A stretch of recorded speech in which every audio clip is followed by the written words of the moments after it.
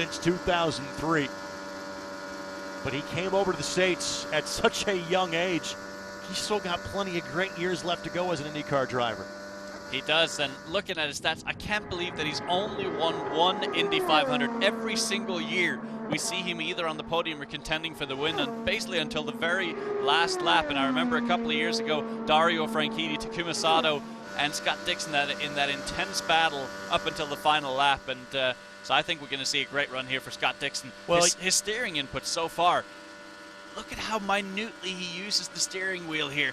Barely using it whatsoever, not putting any scrub into the car whatsoever. Are you surprised that the Iceman is as smooth as he is? In 4 laps yesterday, his speeds were in a 1/10 of a second of each other. His first lap, 2:32.595, a mile an hour faster than the 4-lap average of Alexander Rossi. What a huge lap for Scott Dixon, and that just proves how beautiful this car is handling right now. Basically no steering input whatsoever. This car is hooked up. Completing turn number 3. His wife, Emma, should be all smiles, given what her husband has done so far. We'll get the time for lap number 2 coming up in just a matter of moments. It is every bit as impressive. He lost some speed, but still above 232 miles an hour. He's got speed to spare compared to Alexander Rossi. He does, so now he just needs to keep it consistent on the final couple of laps here. Lap and a half to go as Chip Ganassi looks upon, and he doesn't look phased at all, does he? The funny thing is that the phrase we call it these days is photobombing. Don't forget to mention the fact that Joseph Newgarden and Juan Pablo Montoya were behind him watching, checking this out from pit lane. They're not teammates, but they can certainly respect the hustle as Scott Dixon is flying around the yard of bricks. His third lap, very similar to lap number 2, 232.018 mile per hour.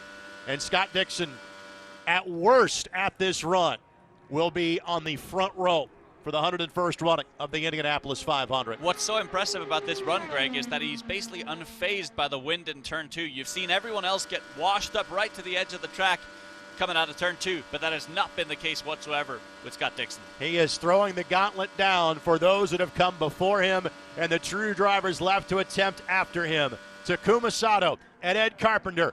The bar for those two just got a whole lot higher. Lap number 4, just shy of 232 miles per hour, but his average puts him on the pole with 2 drivers left to qualify, 232.164. I've got goosebumps, Greg. 232.16 miles an hour average over the 4 laps. Massive. Now Chip Ganassi is all smiles. And Emma awaits the return of Scott. And yeah, Chip Ganassi will continue to be all smiles if Takuma Sato here and Ed Carpenter don't go any quicker than that. It's going to take some doing to go quicker than 232 miles an hour. Scott acknowledging the crowd as he's heading back into pit lane.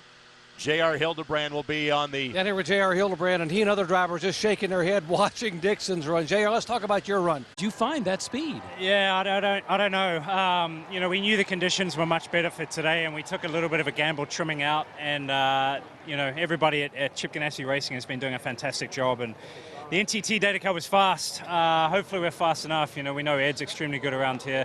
But when I saw that first lap, I was a little shocked myself. But I had to breathe a little bit in two to keep the tires, the front tires on the car, which is where we saw that degradation in the speed. So I don't know. We'll see what happens, man. But I'm stoked for the whole 9-car crew and everybody in TT Data and Chip Ganassi Racing. TK's been a big help too. Obviously, he ran earlier, could let us know what was going on there. But this place is nerve-wracking, man. Especially when you don't. You know, I've been in the car all day. You know, the last time I was qualifying last night.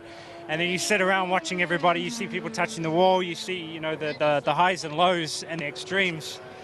And man, we'll see. One more to go. But it's just crazy. I love this place. I love the fans here. You can hear them in the background when these big speeds go up, and obviously when people get close to the wall. But man, it's emotional. All right, now all I can do is wait. 16 miles per hour. Emma can't even look at this point. Scott Dixon, hold your breath for another lap and a half to see what Ed Carpenter has, but I seriously doubt Ed Carpenter is going to be able to do anything here. He's got that normal taper off here, so he's probably going to lose about another 2 to 3 tenths of a mile an hour on this lap as well. Through 2 laps, he's a tenth of a mile an hour back in terms of speed. We'll have a much better idea here on lap number 3. That time is in, and he did drop speed. Scott Dixon, by about 3 tenths of a mile an hour, appears to be bound for the pole yet again at the Indianapolis Motor Speedway. But still, the fact that we're talking about 3 tenths of a mile an hour at 232 miles an hour is the difference between pole and second is just mind-boggling. It appears we're going to have 3 different teams and 2 different engine manufacturers on the front row at Indianapolis. Ed Carpenter about to complete his run. He should start in the front row, but starting to his left, the pole sitter will be Scott Dixon.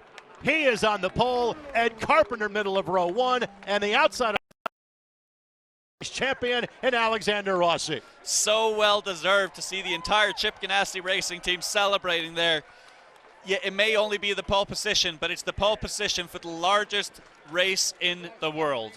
And there is some money that is attached to winning the pole here at the Indianapolis Motor Speedway. Rick DeBrule is standing by with Scott Dixon. Congratulations. The good news is you didn't have to wait long. Chip Ganassi comes up, gives some congratulations. They have got the pole here for the 101st running of the Indy 500.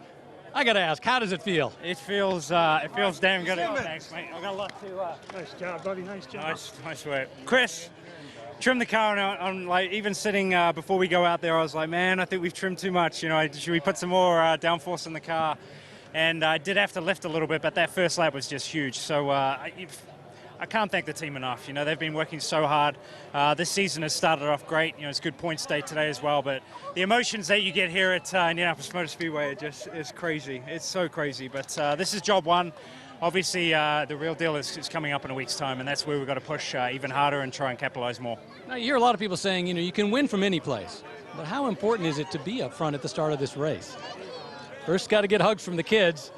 The pole is its own race here. You know, it's its own weekend. It's its own deal. So, you know, the significance of winning the pole is big as well. But obviously, we're here to win the race. You can start near the front. Back in 2008, we won from the pole, so hopefully we can replicate that year. Now, I guess technically we got 15 minutes here.